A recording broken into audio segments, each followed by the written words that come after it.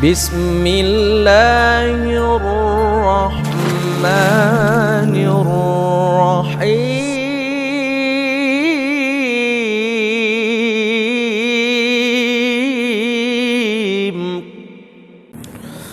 Kita mulai. Bismillahirrahmanirrahim. Assalamualaikum warahmatullahi wabarakatuh.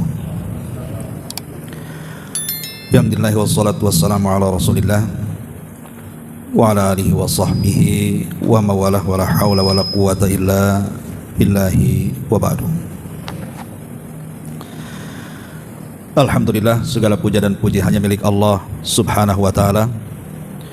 Salawat dan juga salam kita hadiahkan kepada Rasul kita Nabi besar Muhammad sallallahu alaihi wa ala alihi wasallam.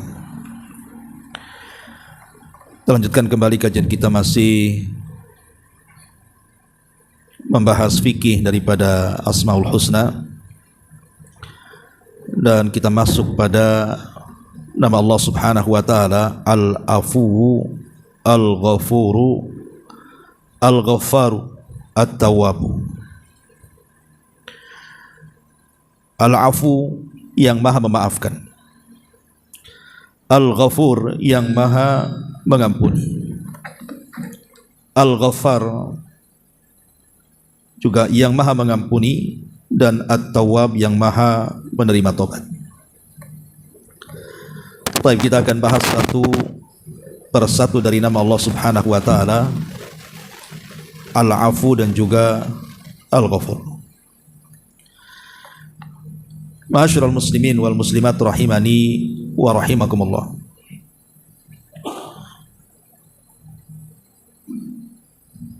Kita tahu bahwa kalimat Al-Afu itu masuk pada wazan fa'ul. Artinya dia bagian daripada sighah al-mubalaghah. Sighah mubalaghah itu artinya lafadz yang menunjukkan arti berlebihan. Jadi Allah tersifati dengan sifat maha memaafkan, itu betul-betul memaafkan. Bukan seperti kita, kalau kita memaafkan itu terkadang di lisan saja, tetapi dalam hatinya kadang-kadang belum tentu memaafkan. Tetapi Allah subhanahu wa ta'ala ketika memaafkan akan kesalahan hamba-hambanya, maka betul-betul Allah subhanahu wa ta'ala akan mengampuni semua dosa-dosa kita, bahkan akan atau tidak akan mengazab dari kesalahannya.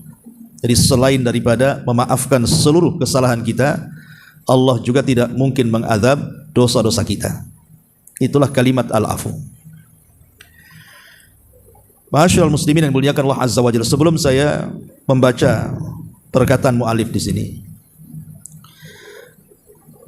supaya antum ada gambaran betapa besarnya zat yang memaafkan kepada kita ini, maka kita akan lihat kalau kita bercerita tentang akhirat. Jadi kita tahu bahwa jarak kita dengan akhirat itu kan hanya sebentar saja dengan adanya kematian. Jadi semata-mata kita meninggal dunia saja berarti kita sudah mengarah ke gerbang akhirat. Artinya tidak jauh. Karena seorang muslim kalau dia meninggal dunia, di kuburannya pun tidak akan lama. Karena Allah subhanahu wa ta'ala akan tidurkan dia seperti tidurnya pengantin baru. Nim naumatal arsh. Sehingga jarak dia dengan kiamat itu tidak terasa. Lah saat manusia dikumpulkan di padang mahsyar, disinilah Allah subhanahu wa ta'ala akan melakukan mahkamah besar, pengadilan besar yang akan mengadili setiap manusia. Ketika Allah subhanahu wa ta'ala mengumpulkan kita, maka Allah subhanahu wa ta'ala akan memanggil satu persatu nama kita, dan kita memegang semua catatan amal kita. Anda bisa bayangkan, satu minggu kemarin saja kita tidak tahu apa yang kita lakukan dari perbuatan dosa, apalagi 1 tahun yang silam. Kita pernah menzalimi, kita pernah menggibah, menghina, mungkin sudah lupa. Tapi semua kesalahan itu tercatat dalam catatan yang kita bawa itu. Dan kita bisa bayangkan orang yang dihadapkan kepada Allah subhanahu wa ta'ala kemudian dihisab, ditanya secara detail dosa-dosa kita, siapa yang tidak akan binasa di antara kita? Makanya Aisyah Ummul Mukminin radhiyallahu anha mengatakan, man nukisha al-hisab halak. Siapapun yang kemudian dihisab secara detail, semua ditanyakan, pasti binasa, ikhwan. Karena catatan keburukan kita dipastikan lebih banyak dibandingkan catatan kebaikan. Tetapi bagi seorang muslim atau mukmin tentu berbeda. Karena Allah Subhanahu wa taala akan memanggil kita seorang muslim, kemudian Allah Subhanahu wa taala akan menutupi antara kita dan orang-orang yang hadir di situ. Jadi Allah akan membuat tabir di antara kita dan manusia sehingga tidak ada yang tahu. Hanya Allah dengan kita saja dalam tabir itu. Kemudian Allah Subhanahu wa taala menyuruh kita untuk membuka catatan amal kita. Anda bisa bayangkan semua catatan amal kita dipastikan banyak keburukannya dibandingkan kebaikannya.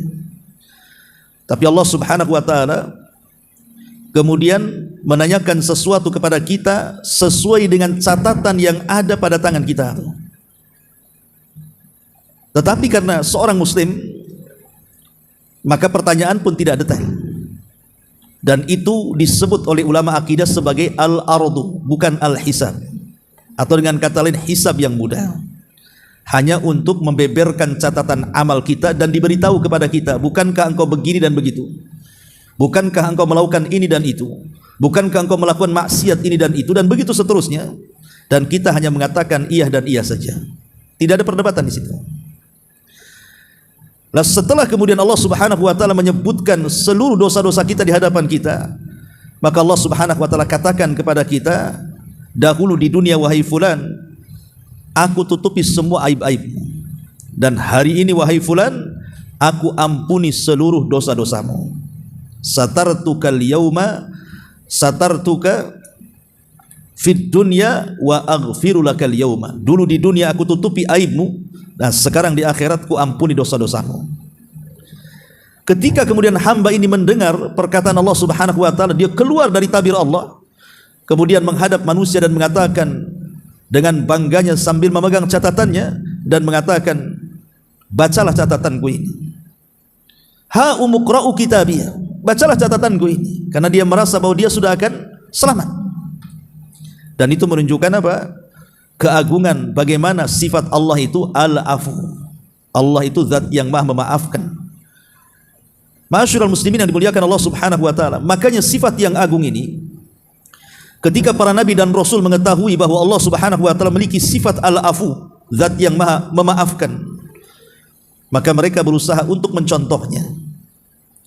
Contoh saja Nabi Allah Yusuf alaihi salatu wassalam. Jadi ketika Nabi Yusuf alaihi salatu wassalam, pahamlah kisahnya antum, dizalimi oleh 10 saudaranya, kemudian dimasukkan ke dalam sumur, akhirnya kemudian diambil oleh para pedagang, kemudian dijadikan budak dan dijual belikan, sampai akhir kisah ketika Nabi Yusuf alaihi salatu wassalam sudah menjadi orang besar, bahkan orang nomor 2 Mesir, diboyong semua keluarganya. Dia tahu muka-muka saudara yang pernah menyakiti dirinya. Tapi Nabi Yusuf alaihi salatu wasallam dengan lapang dada kemudian mengampuni kesalahan-kesalahan mereka. Dan ini bentuk bagaimana sifat al-afwi ini mempengaruhi para nabi.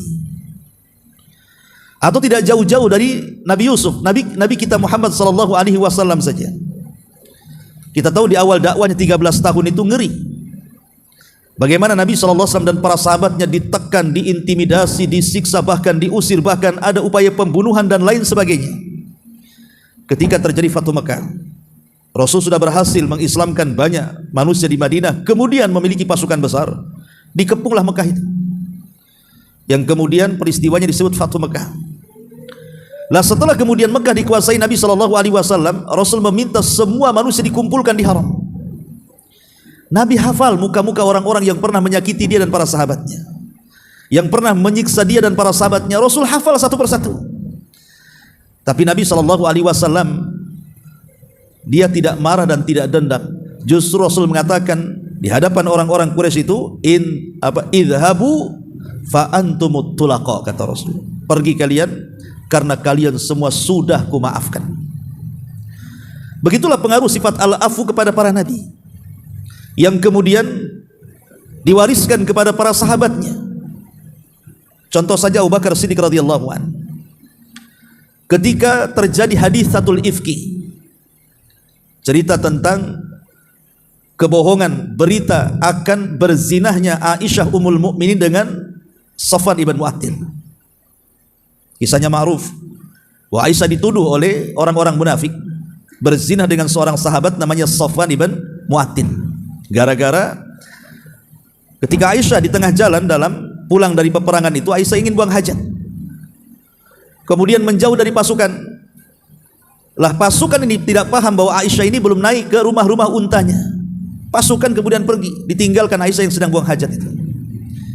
Ketika selesai buang hajat, maka Aisyah ummul mukminin radhiyallahu anha ketinggalan pasukan. Rupanya ada seorang sahabat namanya Safwan ibn Mu'attil itu ketinggalan.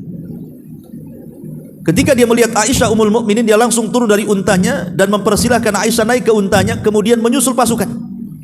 Ketika sampai di tengah-tengah pasukan, rupanya orang-orang munafik melihat. Disinilah kemudian ada kesempatan untuk menyakiti Rasul dengan menuduh perselingkuhan. Aisyah berselingkuh dengan Safwan ibn Mu'attil. Dan berita ini menyebar di tengah-tengah manusia di kota Madinah sampai membuat sesak Nabi dan membuat sesak Abu Bakar dan juga istri dan keluarganya. Sampai Rasul 1 bulan tidak menemui Aisyah sama sekali, karena masih mengharap turunnya wahyu apakah betul tuduhan orang-orang munafik itu ataukah hanya dusta belaka. Sampai 1 bulan wahyu tidak turun, makin sesak lagi Nabi. Akhirnya Nabi SAW terpaksa harus menginterogasi Aisyah dan mengatakan, ya Aisyah, kalau engkau memang berbuat, tinggal bertobat saja, nanti Allah akan ampuni dosa-dosamu. Tapi kalau engkau tidak berbuat, yakinilah bahwa Allah akan turunkan dari langit ayat yang akan membebaskan tuduhan-tuduhanmu. Perkataan Rasul ini membuat sedih Aisyah. Kenapa? Karena seolah-olah Rasul terpengaruh. Kalau tidak terpengaruh, kenapa Rasul memaksa dia untuk mengaku? Sehingga Aisyah radhiyallahu anhu meminta kepada ayahnya Abu Bakar Siddiq untuk menjawab pertanyaan Nabi, tapi Abu Bakar tidak menjawab, malah menangis. Ibundanya pun sama. Akhirnya Aisyah hanya seorang diri, tidak ada pembelaan dari Nabi, tidak ada pembelaan dari ayah dan ibunya. Dia hanya mengambil selimutnya, kemudian masuk ke dalam selimut dan menangis seraya membacakan ayat yang dibaca oleh Yakub alaihi salatu wassalam, fa sabrun jamil. Oh, sabar itu indah rupanya. Aku harus tetap bersabar dan aku yakin Allah pasti akan menyingkap segalanya. Lah di tengah-tengah kemudian Aisyah sedang menangis, tiba-tiba Jibril datang menurunkan surat kepada Nabi SAW menyingkap hakikat tuduhan itu, bahwa Aisyah tidak berzina dan dia bersih dari tuduhan itu. Turunlah surah Nur ayat 1-9 membebaskan tuduhan itu. Maka semua keluarga Abu Bakar senang dengan wahyu yang turun dari langit itu. Masalahnya, di antara orang-orang yang memfitnah Aisyah itu adalah kerabat dari Abu Bakar Siddiq radhiyallahu anhu, namanya Mistah ibn Utsatsah. Mistah ibn Utsatsah ini kerabat Abu Bakar, dan Abu Bakar Siddiq radhiyallahu anhu menanggung kehidupan dia dan keluarganya. Tiba-tiba orang yang selama ini ditanggung kehidupannya, diberikan rumah, diberikan nafkah setiap hari berbulan-bulan, bertahun-tahun, ikut terlibat pula dalam penuduhan itu. Apa tidak sakit hati Abu Bakar itu? Ketika turun ayat itu, dia bersumpah kepada Allah untuk tidak memberikan nafkah lagi kepada Mistah. Kenapa? Karena dia terlibat dalam penuduhan. Tapi Allah subhanahu wa ta'ala turunkan ayat menegur Abu Bakar, mengingatkan bahwa apa tujuan engkau memberikan nafkah kepada Mistah dulu kalau bukan karena ingin mendapatkan maafnya Allah, ampunan Allah subhanahu wa ta'ala. Maka Rasul mengingatkan soal itu. Maka Abu Bakar pun kemudian sadar. Akhirnya dia kembali memaafkan Mistah dan memberikan nafkah jauh lebih besar daripada sebelumnya. Inilah sifat maafnya Abu Bakar Siddiq radhiyallahu anhu yang diwariskan oleh Nabi SAW. Nah, dari sini kita tahu bahwa betapa agungnya sifat Allah Al-Afu di sini. Karena kita bisa tiru, ini adalah nama-nama Allah Subhanahu wa taala yang sifatnya jamil, artinya nama Allah yang indah. Ma'asyiral muslimin wal muslimat rahimani wa rahimakumullah. Biasa sebelum kita membaca tentang keterangan pengarang di sini, kita akan mengambil asar imaniyahnya dulu dari sifat Allah Subhanahu wa taala Al-Afu di sini. Apa asar imaniyahnya? Maksudnya apa sih pengaruh keimanan dari nama Allah Subhanahu wa taala Al-Afu di sini? Taib ma'asyiral muslimin yang dimuliakan Allah Subhanahu wa taala. Yang pertama, di antara asar imaniyahnya adalah at-tahalli bi sifatil afwi. At-tahalli bi sifatil afwi artinya berhiaslah dalam kehidupan kita itu dengan sifat Allah Subhanahu wa taala, zat yang maha pemaaf. Di dalam Al-Qur'anul Karim Allah Subhanahu wa taala berfirman, "In tubdu khairan aw tukhfuhu aw ta'fu an su'in fa innallaha kana afuwan qadira." Jika kalian menampakkan kebaikan ataupun menyembunyikan kebaikan atau memaafkan dari keburukan, ingatlah Allah Subhanahu wa taala zat yang maha pemaaf lagi maha mampu melakukan segalanya.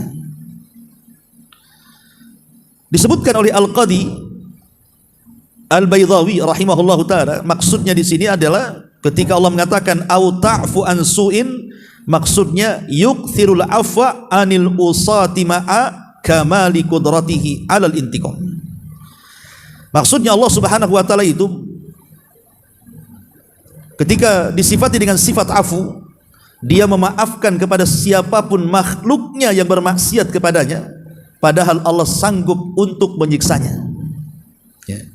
Jadi kalimat afu ini Allah sanggup kalau seandainya menyiksa hamba-hambanya yang kurang ajar kepadanya kan, tapi Allah tidak lakukan. Tapi Allah memaafkan hamba-hambanya. Lah kalau kita bisa bersifat dengan sifat Allah, maka itu lebih baik lagi.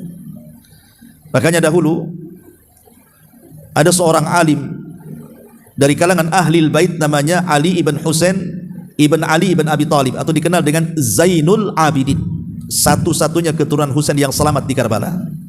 Ali bin Husain ini, ketika seluruh keluarga Husain mati yang laki-laki, artinya nasabnya kan dari anak laki-laki, tapi mati semua kecuali satu orang yang hidup di Karbala karena sakit tidak ikut bertempur, namanya Ali ibn Husain ibn Ali ibn Abi Talib, atau kunyahnya dikenal dengan Zainul Abidin.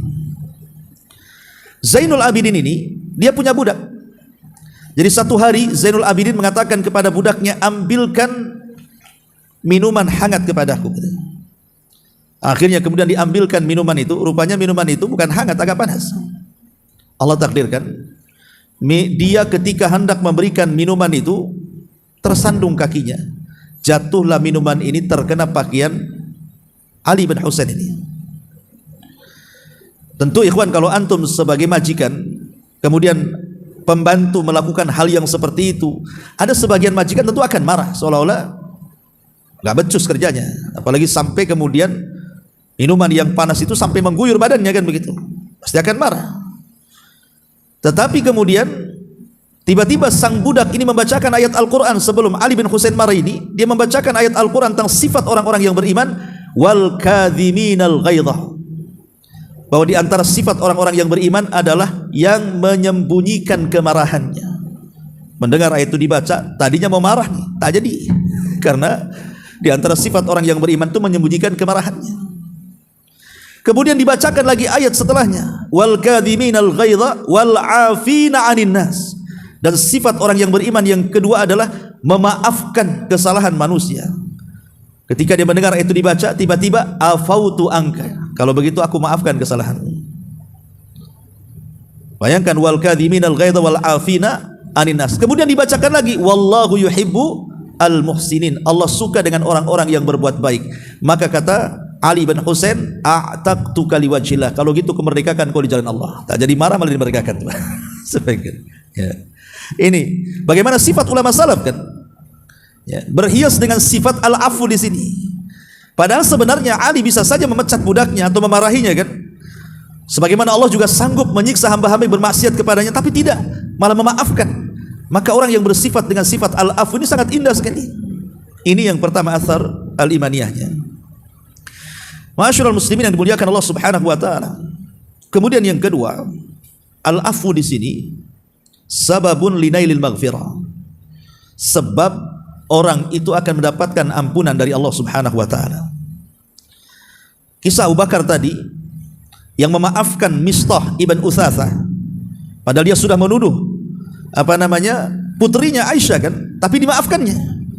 Bisa saja Abu Bakar kemudian mengusir dia dari rumahnya dan tidak berikan nafkah lagi kan? Tapi tidak. Karena Nabi SAW mengingatkan Abu Bakar dengan suratun Nur ayat 22. Apa kata Allah? Wal ya'fu wal yasfahu ala tuhibbuna an yaghfirallahu lakum wallahu ghafurur rahim. Maafkanlah, berlapang dadalah. Tidakkah kau ingin Allah mengampuni dosa-dosa kalian dan Allah zat yang maha pengampun lagi maha penyayang? Mendengar ayat ini Abu Bakar Siddiq radhiyallahu an langsung memaafkan Mistah. Kenapa? Karena tahu bahwa memaafkan itu sebab terbesar mendapatkan ampunan Allah. Ini yang kedua. Yang ketiga, bahwa al-afu itu sababun linailil ajril azim. Bahwa sifat pemaaf itu sebab juga mendapatkan pahala yang sangat besar sekali.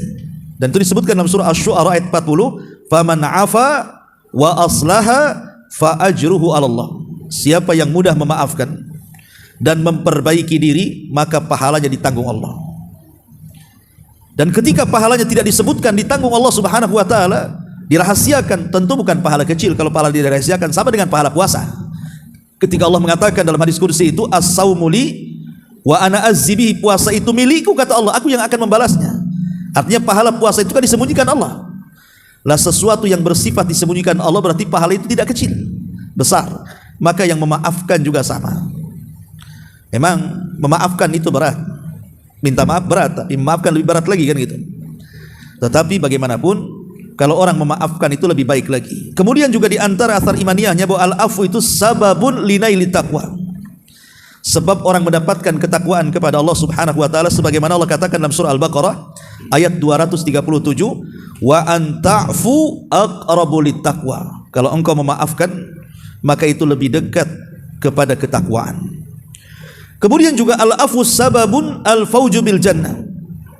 Bahwa mudah memaafkan itu sebab kita ini mendapatkan keberuntungan dengan surga. Dan itu disebutkan di dalam surah Al-Imran ayat 133 sampai 134. Wasari'u ila maghfiratin min rabbikum wa jannatin arduhas samawati wal ar uiddat lil muttaqin. Bersegeralah kalian menuju ampunan Rabb kalian, karena surga yang luasnya selangit dan sebumi itu diperuntukkan untuk orang-orang yang bertakwa. Siapa orang yang bertakwa itu? Alladzina yunfikuna fis sarra'i wadh dharra. Orang-orang yang menginfakkan hartanya baik dalam keadaan senang ataupun susah, wal kadhiminal ghaid, dan yang menyembunyikan rasa amarahnya, wal afina anin nas, dan orang yang memudahkan memaafkan manusia, wallahu yuhibbul muhsinin. Allah suka dengan orang-orang yang berbuat baik. Lihat bagaimana memaafkan itu juga di antara sebab kita mendapatkan surga Allah Subhanahu wa taala. Kemudian juga al-afu di sini sababun linaili izzati wa rif'ah. Sebab kita mendapatkan kemuliaan dan juga derajat tinggi di hadapan Allah Subhanahu wa taala. Apa kata Rasul? Ma naqasat sadaqatun min malin. Tidak akan berkurang harta yang disedekahkan itu. Wa ma zadallahu 'abdan bi afwin illa izzan. Dan tidaklah Allah menambah bagi seorang hamba yang mudah memaafkan kecuali kemuliaan. Wa ma tawadha'a ahadun lillahi illa rafa'ahu Allah. Maka siapapun yang merendahkan diri di dunia karena Allah Subhanahu wa taala, kecuali Allah akan angkat derajatnya. Ini pun menunjukkan bahwa pemaaf itu juga sebab mendapatkan izzah kemuliaan. Ma'asyiral muslimin yang dimuliakan Allah Azza wa Jalla, termasuk juga sifat al-afu di sini, dia akan diberikan di sorga bidadari sesuai dengan pilihannya. Dia akan diberikan bidadari sesuai dengan pilihannya. Dan itu berdasarkan sabda Rasul, man qadhama ghaidhan wa huwa qadir ala an yanfadhahu da'ahu Allahu ala ru'usil khalaiq yaumal qiyamah hatta yukhayyirahu fi ayil huri sya'a. Barang siapa yang bisa menyembunyikan perasaan marahnya, pada dia sanggup untuk meluapkannya, tapi dia sembunyikan perasaan marahnya itu dan dia berusaha memaafkan, kelak Allah akan panggil dia di hadapan manusia pada hari kiamat. Kemudian Allah akan katakan, pilihlah dari bidadari sesuai dengan kehendakmu. Ini luar biasa ya. Ya, di antara ini juga asar imaniyahnya bahwa kita diberikan nikmat yang luar biasa di sorga dengan cara memilih bidadari sesuai dengan kehendak kita.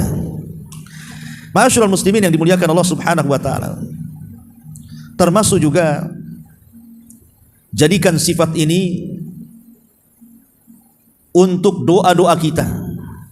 Ketika berdoakan kita dianjurkan untuk memperbanyak Asmaul Husna. Dan ketika berdoa itu disesuaikan nama-nama Allah yang kita panggil itu sesuai dengan hajat kita. Jadi kalau kita ini banyak dosa, banyak maksiat kepada Allah dan ingin supaya mudah tobat dan dapat hidayah, maka perbanyaklah menyebut kalimat al-afu di sini. Minta kepada Allah dengan menyebut kalimat al-afu agar Allah mengampuni dosa-dosa kita. Dan banyak lagi tentu asar keimaniyah yang ada pada kalimat al-afu di sini. Ma'asyiral muslimin wal muslimat rahimani wa rahimakumullah. Sebagian para ulama ketika memahami kalimat al-afu di sini, beda kalimat al-afu dengan kalimat al-ghafur atau ghafar ya. Walaupun secara makna bahasa itu sama aja, artinya memaafkan, mengampuni, bahasa Indonesia sama aja. Yang memaafkan ya mengampuni, mengampuni ya memaafkan kan itu. Tapi bahasa Arab itu berbeda. Kalimat al-afu dengan kalimat al-ghafar atau al-ghafur di sini. Apa perbedaannya? Dijelaskan oleh para ulama, di antaranya perkataan Syekhul Islam Ibnu Taimiyah rahimahullahu taala.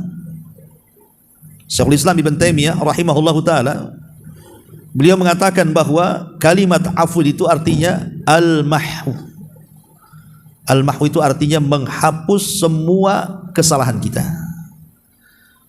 Jadi kalau saya katakan saya maafkan kamu, dalam bahasa Arabnya afautuka, saya maafkan kamu, artinya di diri saya itu sudah tidak ada lagi perasaan-perasaan yang membuat jengkel dari kesalahan yang antum buat kepada saya.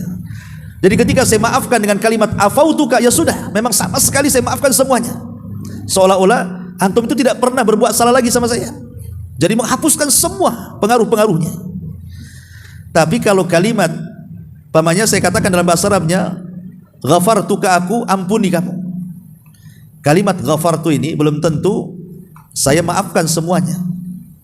Cuman saya akan tutupi saja kesalahan antum dengan cara saya maafkan antum. Jadi kalimat al-ghafar itu masih tersisa tapi ditutupi kesalahannya. Tapi kalau kalimat al-afu itu tidak ada satupun kesalahan yang tersisa kecuali hilang dari badannya. Dari sini kita tahu bahwa kalimat al-afu ini lebih mulia dibandingkan kalimat al-ghafur. Nanti saya jelaskan panjang lebar masalah ghafur, tapi kita fokus di kalimat al-afu di sini. Ya. Sehingga sebagian para ulama mengatakan bahwa kalimat al-afu adalah tajawuzu anidz dzambi wa tarkul iqabi alaihi. Di mana Allah Subhanahu wa taala Dia akan membebaskan dari dosa-dosa hambanya dan Allah tidak akan mengiqab dia selamanya. Itulah kalimat al-afu. Dan ini luar biasa ya, ikhwatu fillah, muliakan Allah Subhanahu wa taala. Kita memiliki Allah Rabb, zat yang Maha Pemaaf. Makanya kenapa Nabi SAW mengajarkan satu doa yang harus kita baca pada setiap malam Lailatul Qadar. Setiap malam Lailatul Qadar disuruhnya kita membaca Allahumma innaka afuwun tuhibbul afwa fa'fu anni. Dan tidak diajarkan doa yang lainnya. Kenapa doa itu yang diajarkan Nabi SAW? Kenapa kita harus meminta dengan doa itu agar Allah memaafkan dosa-dosa kita? Artinya tidak lagi melihat dan memandang dosa-dosa kita, sehingga Allah akan tinggalkan siksa bagi kita akan dosa yang kita lakukan di dunia kelak di akhirat. Karena memang Allah itu zat yang maha al-afu, maha pengampun. Makanya doa yang diulang-ulang di malam Lailatul Qadar ketika Aisyah radhiyallahu anha mengatakan, ya Rasulullah, in adaraktu Lailatul Qadri famadza aqul. Rasul, kalau aku dapati malam Lailatul Qadar itu, doa apa yang pantas aku ucapkan? Maka Rasul mengatakan, qul ya Aisyah, katakan wahai Aisyah, Allahumma innaka afuwun tuhibbul afwa fa'fu anni. Allahumma, ya Allah, innaka, sesungguhnya engkau al-afu, zat yang maha pemaaf, fa'fu anni, dan engkau suka dengan yang memaafkan, maka maafkanlah kesalahanku. Ya. Baik, kita baca sedikit di sini perkataan mu'alif rahimahullahu ta'ala, hafizahullahu ta'ala. Allah Subhanahu wa taala berfirman dalam surah Al-Hajj ayat 60. Dzalika wa man 'aqaba bimithli ma uqiba bihi tsumma bughiya 'alaihi la yansurannahu Allahu innallaha la'afuwun ghafur. Demikianlah, dan barang siapa yang membalas seimbang dengan penganiayaan yang pernah dia derita kemudian ia dianiaya lagi, pasti Allah akan menolongnya. Sesungguhnya Allah benar-benar zat yang maha pemaaf lagi maha pengampun. Dari sini kalau kita memaafkan kesalahan orang, maka sebab akan datang pertolongan dari Allah dan ampunan dari Allah Subhanahu wa taala. Kemudian disebutkan dalam surah An-Nisa ayat 99-nya, faulaika asallahu an ya'fu anhum wa kana Allahu ghafurur rahim wa kana Allahu afuwan ghafura. Mereka itu mudah-mudahan Allah memaafkannya, dan adalah Allah zat yang maha pemaaf lagi maha pengampun. Kemudian Allah sebutkan lagi dalam surah Al-Ahzab 73-nya, wa yatuballahu 'alal mu'minin wal mu'minat wa kana Allahu ghafurur rahim.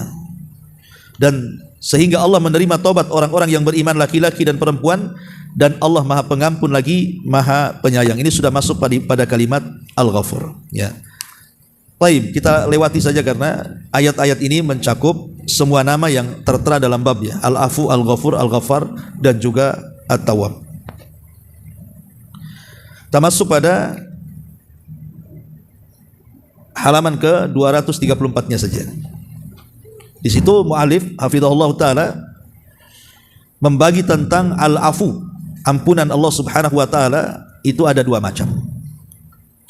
Yang pertama, kata beliau, ampunan yang umum untuk semua pelaku kejelekan dari orang-orang kafir, dan selain mereka, dengan dia tidak menimpakan siksa di dunia, padahal sebab-sebabnya sudah ada yang sebenarnya dapat memutus nikmatnya dari mereka. Mereka menyakiti Allah dengan cacian, kesyirikan, dan lain sebagainya dari berbagai macam penyimpangan. Akan tapi Allah masih memberi mereka keselamatan, rizki, serta mencurahkan kepada mereka berbagai macam nikmat yang lahir maupun yang batin, membentangkan dunia bagi mereka, menganugerahkan kepada mereka nikmat dan kekayaannya. Dia memberi tenggang waktu kepada mereka dengan ampunan dan kelembutannya, tetapi dia tidak membiarkan mereka begitu saja. Ini yang pertama. Jadi Al-Afu secara umum artinya Allah Subhanahu wa ta'ala memberikan kesempatan kepada orang-orang kafir untuk bertobat.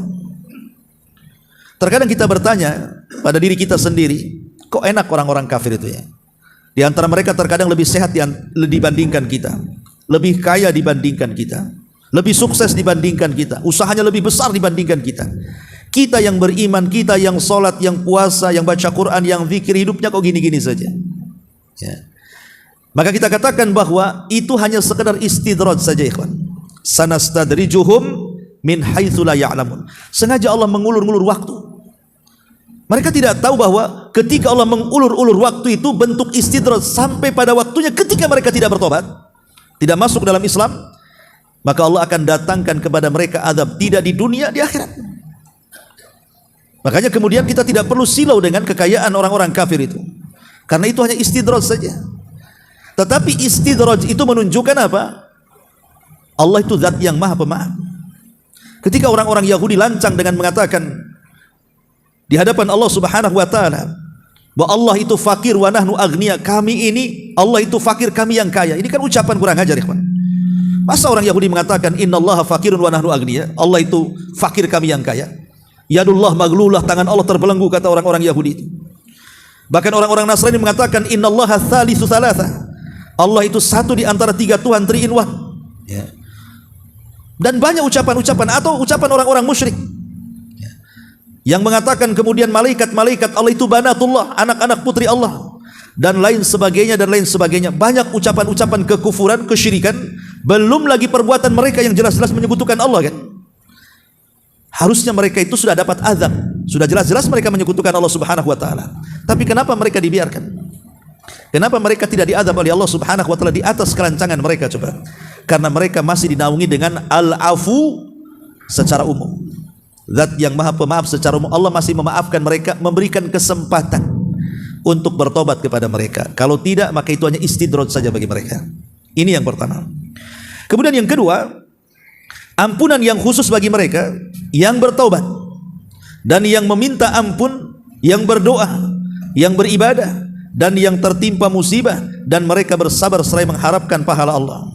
Semua orang yang bertobat dengan taubatan yang sebenarnya, yakni dengan cara ikhlas karena wajah Allah dan tidak diiringi oleh keraguan apapun, kemudian tidak terus-menerus di dalam dosa, maka Allah akan mengampuninya bagaimanapun dosa yang ia lakukan, baik dari kekafiran, kefasikan, kemaksiatan, atau semua maksiat yang pernah dikerjakan. Artinya begini,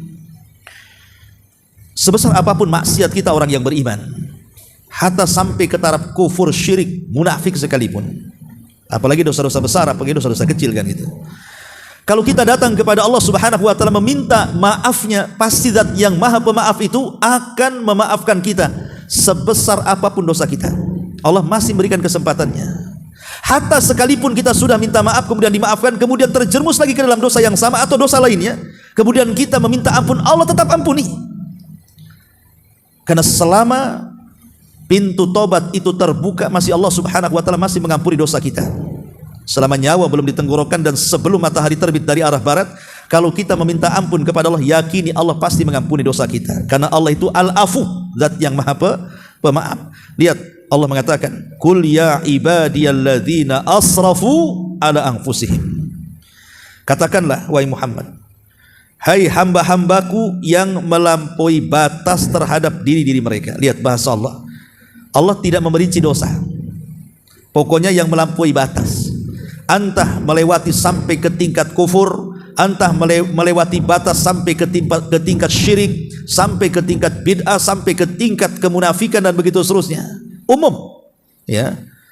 Allah katakan la taqnatu min rahmatillah. Jangan putus asa dari rahmat Allah. Karena banyak kemudian orang-orang yang putus asa dari rahmat Allah Subhanahu wa taala ketika manusia itu berlumuran dengan dosa. Makanya kenapa para ulama mengatakan di antara dosa besar, ada dosa besar lagi di atasnya. Tentu masih di bawah kesyirikan. Apa itu? Al-qunut min rahmatillah, putus asa dari rahmat Allah. Kalau orang putus asa dari rahmat Allah, ikhwan, dosa putus asa itu lebih besar dibandingkan dosanya sendiri. Kalau orang kemudian seumur hidupnya berzina, mabuk, minum khamr, semua maksiat dia lakukan. Kemudian ketika dia hendak bertobat, tiba-tiba putus asa, tidak mungkin Allah mengampuni dosa saya, maka putus asa itu lebih besar dosanya dibandingkan semua dosa yang ia pernah lakukan. Kenapa? Karena putus asa itulah yang menghalangi dia tobat. Masalahnya. Makanya Allah mengatakan wala la taqnatu min rahmatillah. Jangan putus asa dari rahmat Allah Subhanahu wa taala. Innallaha yaghfiru dzunuba jami'a. Karena Allah mengampuni semua dosa. Innahu huwal ghafurur rahim. Karena dia Zat yang Maha Pengampun lagi Maha Penyayang. Dahulu di zaman Bani Israel, dalam sebuah hadis yang sahih, ada seorang laki-laki yang dari lahir sampai dia wafat penuh dengan dosa. Dosa aja. Dari dosa kecil sampai dosa besar. Ketika dia hendak wafat itu, dia takut dengan dosanya. Kalau seandainya dia dibangkitkan di hadapan Allah, kemudian Allah mengungkit dosa-dosanya, pasti hancur kehidupan dia. Akhirnya dia kumpulkan anak-anaknya, kemudian berwasiat kepada anak-anaknya dan mengatakan, lau mittu fa ahrikuni, kalau aku mati bakar jasadku, dikremasi ya. Kemudian setiap debuku bagi di semua lautan. Jadi ada yang debunya di lautan sana, debunya di lautan sini, pokoknya bagi di semua lautan. Kemudian dia mengatakan, sebab kalau Allah sanggup membangkitkan aku, kata dia, seandainya Allah sanggup membangkitkan aku, la yu'adzibani azaban lam yu'adzib ahadun min qabli. Pasti Allah akan mengadab diriku dengan azab yang belum pernah Allah adab siapapun di permukaan bumi, gitu. Saking takutnya tuh. Dia ngomong gitu. Kalau sampai Allah sanggup membangkitkan aku, katanya, habis aku. Pasti Allah akan mengadab aku melebihi semua adab yang Allah timpakan kepada siapapun manusia di alam semesta ini, katanya. Akhirnya Allah takdirkan meninggal dunia dia. Wasiatnya dipenuhi anak-anaknya. Diambilnya debu ayahnya itu yang sudah dibakar, kemudian dilempar di laut sana, di laut sini, di laut sana, sehingga tersebar di mana-mana. Dia tidak tahu bahwa innallaha ala kulli syai'in qadir. Allah itu atas segala sesuatu Maha mampu. Rupanya oleh Allah Subhanahu wa taala dikumpulkan lagi itu abu-abunya. Kemudian dibentuk lagi jasadnya, kemudian dikembalikan rohnya, kemudian dihadapkan kepada Allah. Kemudian Allah bertanya kepada orang ini dan mengatakan, ya fulan, ma fa'alta? Apa yang kau lakukan? Apa yang kau lakukan? Kenapa kau lakukan seperti itu? Kau yakin bahwa aku tidak akan sanggup membangkitkan kamu? Aku sanggup membangkitkan kamu. Kemudian Allah Subhanahu wa taala bertanya alasannya. Ya. Apa yang kau lakukan? Apa alasanmu? Kenapa kau lakukan seperti itu? Berwasiat dibakar badannya, kemudian debunya disebar di laut mana, laut ini, laut itu, supaya aku tidak membangkitkan kamu. Salah, aku bisa membangkitkan kamu. Akhirnya dia mengatakan, ya Rabb, khaufuka, karena rasa takutku kepadamu. Ini yang menyebabkan apa? Aku melakukan hal ini karena rasa takutku kepadamu. Maka Allah mengatakan, kalau itu benar alasanmu, masuklah ke dalam surga. Lihat, orang ini dikatakan bahwa dia tidak pernah melakukan kebaikan. Semua kehidupannya itu dosa dan dosa. Tapi ketika kematiannya, ada tauhid dalam hatinya yang menyebabkan dia berwasiat seperti itu karena rasa takut yang mendalam kepada Allah Subhanahu wa taala. Dengan sebab itu pula Allah maafkan kesalahannya, Allah masukkan pula dia ke dalam surga. Ala afu, ikhwan. Ya. Al-Imam An-Nawawi menyebutkan juga satu kisah dalam kitabnya Riyadhus Shalihin tentang kisah seseorang preman yang membunuh 99 nyawa. Kemudian Allah takdirkan dia ingin bertobat dan dapat hidayah. Di zaman itu masih agamanya Nasrani, Islam belum datang. Akhirnya mereka ataupun dia pun datang kepada seorang padri, seorang pendeta. Kemudian bertanya, apakah orang sepertiku yang sudah membunuh 99 jiwa itu ada ampunan dari Allah? Maka tiba-tiba seorang pendeta yang jahil ini, memang dia ahli ibadah, tapi dia jahil, tidak punya ilmu, akhirnya memberikan fatwa yang sesat dan menyesatkan. Dan dia mengatakan bahwa dosamu sudah membumbung ke langit, wahai fulan, tidak ada maaf Allah bagimu, tidak ada tobat bagimu. Karena mendengar fatwanya yang serampangan, marahlah kemudian sang preman, tumbuh jiwa pembunuhnya, dibantailah si rahib itu. Genap pula jadi 100. Ya. Itulah jiwa pembunuh itu, kenapa dalam Islam itu harus dikisos. Sebab kalau orang membunuh, kalau dia tidak bertobat, jiwa membunuhnya itu akan ada terus. Maka dalam Islam itu ada hukuman kisos namanya. Bunuh, dibunuh. Ya. Akhirnya kemudian orang ini masih tetap mencari hidayah. Allah takdirkan akhirnya ketemu seorang rahib yang alim dia. Bukan rahib kacang-kacang, tidak. Betul-betul rahib yang alim, dia bisa berfatwa dengan ilmunya. Kemudian dia hanya menyarankan kepada anak muda ini, kalau engkau ingin bertobat sungguh-sungguh, di sana ada perkampungan semua orang soleh. Kau datanglah bergabung dengan orang-orang soleh di kampung itu, mudah-mudahan Allah memaafkan dan mengampuni dosamu. Berangkatlah orang yang sudah membunuh 100 jiwa ini. Allah takdirkan di tengah jalan meninggal dia, karena jauhnya jarak. Kemudian kehabisan bekal, kelaparan, meninggal. Ketika dia meninggal itu, datang malaikat rahmat hendak mengambil rohnya. Tapi sebelum kemudian roh itu diambil malaikat rahmat, datang pula malaikat azab. Kemudian diambil rohnya oleh malaikat azab. Tarik-tarikanlah roh ini. Satu sisi ditarik malaikat rahmat, sisi lain ditarik malaikat azab ini. Kata malaikat rahmat, ini ruh milikku, karena dia sudah ada keinginan bertobat kepada Allah Azza wa Jalla. Kalau kata malaikat azab, tidak bisa. Ini milikku, karena dia sudah membunuh 100 jiwa, katanya. Apa yang terjadi? Allah Subhanahu wa taala utus malaikat pemutus, malaikat hakim. Kemudian malaikat pemutus ini mengatakan kepada dua malaikat rahmat dan azab ini, kisu bainal ardaini. Gini saja, lepaskan rohnya, kita sama-sama ukur jarak kematiannya dengan jarak rahib yang ditanya, apakah lebih dekat ataukah lebih jauh? Atau jarak dia dengan kampung yang akan dituju, apakah lebih dekat kepada si rahib ataukah masih jauh? Ataukah lebih dekat ke kampung itu? Kalau jasadnya lebih dekat ke kampung yang dituju, ambil wahai malaikat rahmat, karena sudah dekat ke kampung itu. Tapi kalau masih jauh, masih dekat kepada sang rahib yang ia tanya, itu bagian malaikat azab, ambil masukkan ya ke neraka. Akhirnya diukur, bukan ukuran tukang ya, diukur lah. Subhanallah. Sebenarnya kata rawi hadisnya, jarak dia dengan kampung itu masih jauh, artinya lebih dekat kepada sang rahib. Maknanya malaikat azab berhak kan? Tapi Allah itu al-afu, maha pemaaf, dilipat bumi sama Allah. Akhirnya didekatkan ke kampung yang dituju dan dijauhkan daripada rahib yang ditanya.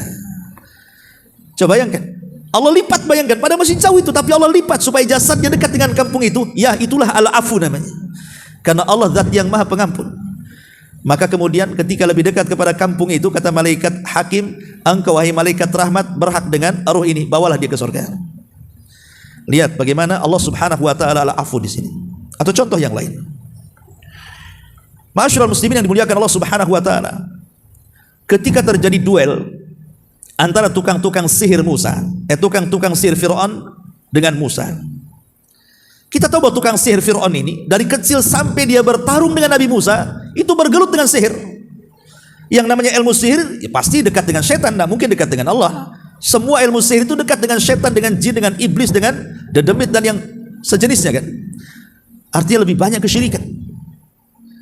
Ketika duel dengan Nabi Musa nih, tukang-tukang sihir ini, kemudian Musa menampakkan mukjizatnya yang datang dari Allah Subhanahu wa taala. Rupanya tukang sihir Fir'aun ini berkomat kamit kan itu ya, untuk mukjizat Nabi Musa. Apakah betul itu tongkat? Apakah betul itu ular? Tapi tidak bisa juga, tetap yang dipandang ular. Akhirnya mereka mengakui bahwa ini bukan kekuatan Musa, tapi kekuatan lain, kekuatan Allah. Akhirnya kemudian mereka pun menyatakan kekalahannya. Kemudian mereka sujud kepada Allah di hadapan Nabi Musa. Ketika mereka sujud karena kekalahan mereka, mereka bertobat dan kemudian sujud kepada Allah di hadapan Nabi Musa. Fir'aun marah. Kemudian mengatakan, amantum qabla an adzana lakum. Kalian berani beriman kepada ajaran Musa sebelum aku izinkan. Bayangkan, beriman saja harus izin Fir'aun. Ya.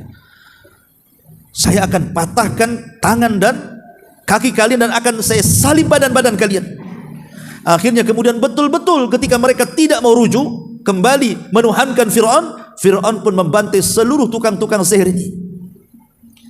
Ini yang menarik kata-kata Abdullah bin Abbas radhiyallahu anhuma yang dikutip oleh Ibnu Katsir dalam Tafsirul Azim Ibnu Katsir. Apa kata Ibnu Abbas? Lihat para tukang sihir itu. Di pagi hari mereka tukang sihir yang jahat katanya. Saharatun fajara. Tapi lihat di sore hari mereka lah syuhadaun barara, menjadi orang-orang yang mati syahid karena dibantai Fir'aun. Kalimat Ibnu Abbas radhiyallahu anhuma, lihat mereka tukang sihir Fir'aun itu di pagi hari saharatun fajara, tukang sihir yang jahat. Tapi lihat di sore hari mereka menjadi syuhadaul barara, syuhada yang baik. Kemana arah syuhada di akhirat? Surga. Syahidnya di sini apa? Lihat bagaimana sifat al-afu. Allah memaafkan. Padahal tukang sihir ini tidak pernah melakukan kebaikan. Semua hari-harinya kesyirikan. Tapi dia hanya melakukan sujud satu kali kepada Allah kemudian dibantai. Tiba-tiba Allah maafkan semua kesalahan ketika mereka jadi tukang sihir. Allah masukkan ke surga kan? Itulah sifat al-afu namanya. Bagaimana Allah itu memaafkan kesalahan hamba-hambanya sedemikian dalam.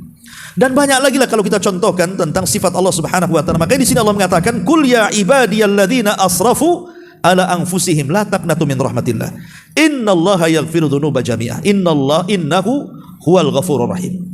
Hamba-hambaku yang melampaui batas terhadap diri mereka, janganlah kalian berputus asa dari rahmat Allah. Sungguh Allah mengampuni semua dosa, mau dosa kecil, mau dosa besar, hatta sampai ke tahap syirik sekalipun. Ya, sesungguhnya Dia Zat yang Maha Pengampun lagi Maha Penyayang. Kemudian di sini pengarang hafizahullah taala membawakan sebuah diskusi yang luar biasa. Apa kata Allah dalam diskusi di sini? Ya ibna Adam, innaka ma da'autani wa rajautani ghafartu laka ala ma kana fika wa la ubali. Ya ibna Adam, law balagat dunubuka anana sama thumma astaghfartani ghafartu laka wa la ubali. Ya ibna Adam, innaka law ataitani bi qurabil ardi khataya thumma lakitani la tusyrik bi syai'an la ataituka bi qurabiha maghfiratan. Wahai anak Adam, sungguh jika engkau berdosa dan berharap kepadaku, maka aku akan mengampuni dirimu bagaimanapun dosamu dan aku tidak peduli. Lihat kalimat, seberapapun dosamu, kalau kau datang meminta ampun, ku maafkan dan aku tidak peduli dengan dosa-dosamu. Ini sifat al-afu namanya. Ya. Wahai anak Adam, seandainya dosa-dosamu sampai ke atas langit sekalipun, kemudian engkau meminta ampun kepadaku, aku akan ampuni dirimu dan aku tidak peduli. Bayangkan dosa setinggi langit itu dosa kayak apa? Ya. Jadi semua dosa sudah dilakukan dia kan, tapi kalau dia datang kepada Allah, yakini Allah itu al-afu, Maha Pemaaf. Makanya Allah mengatakan, aku tidak akan peduli dengan dosamu kalau engkau minta maaf. Dan ini yang luar biasa yang terakhir, seandainya dirimu datang kepadaku dengan membawa kesalahan sebesar bumi sekalipun, kemudian engkau datang kepadaku dalam keadaan tidak menyekutukanku, maka aku akan mendatangi engkau dengan ampunan sebesar bumi pula. Syaratnya jangan menyekutukan Allah. Jadi kalau seandainya orang meninggal dunia, dia tidak bertobat dari dosa-dosanya, tapi dia tidak membawa dosa syirik. Ya mungkin dia kehidupannya dia sholat tapi juga berzina, sholat tapi juga berjudi, sholat tapi minum khamar, sholat tapi juga melakukan banyak maksiat. Ya manusia itu kan ada kekurangannya, ikhwan. Tidak ada manusia itu sempurna. Pasti manusia itu satu sisi beribadah, sisi lain dia bermaksiat. Tidak mungkin manusia di dunia ini tidak ada yang sempurna sama sekali. Ya. Tetapi asal kita datang menghadap Allah saat kematian tidak menyekutukan Allah Subhanahu wa taala dan kita membawa panji-panji tauhid la ilaha illallah, maka kita masih ada harapan al-afu dari Allah. Ingat hadis Bitokoh? Ketika Allah Subhanahu wa taala mendatangkan seorang laki-laki dengan membawa 99 catatan amalannya. Kemudian Allah katakan, bentangkan satu catatan buat. Dibentangkan satu catatannya, rupanya sejauh mata memandang semua dosa dia tuh. Itu baru satu catatan, belum 98-nya dibongkar kan. Itu dia sudah down duluan. Kenapa? Satu catatan saja sudah menghancurkan dia karena semua kesalahannya tuh. Akhirnya Allah mengatakan, coba cek lagi itu. Apakah ada catatan yang salah katanya? Dia mengatakan, tidak ya Rabb, ini semua saya benar. Coba cek lagi apakah malaikat pencatat itu salah catat katanya. Enggak ya Rabb, benar semua ini saya. Nah, ini salah satu pendalilan para ulama di antara khususnya hisab. Kekhususan hisab adalah Allah berikan memori kepada kita sehingga kita punya ingatan yang tajam, mampu mengingat dari mulai akil balik sampai meninggal. Supaya apa? Disesuaikan catatannya dengan hafalan kita. Kalau di dunia, ya kita lemot memori kita. Komlut-komlutnya orang bentar aja lemot, pasti lupa kan begitu. Kalau di akhirat tidak ada, karena Allah kembalikan memorinya. Untuk apa? Disesuaikan dengan catatannya masalahnya, supaya jangan ada yang diingkari di situ.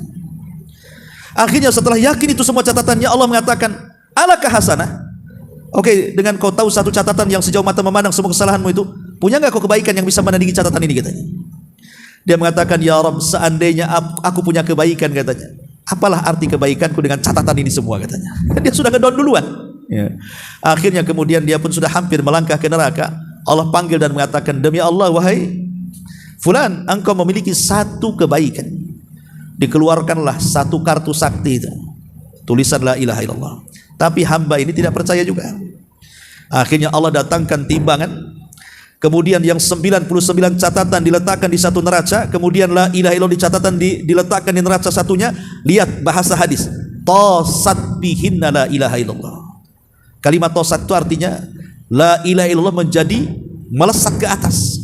Karena inilah perbedaan timbangan dunia dengan akhirat. Kalau timbangan dunia kalau berat ke bawah, kalau timbangan akhirat kalau berat ke atas.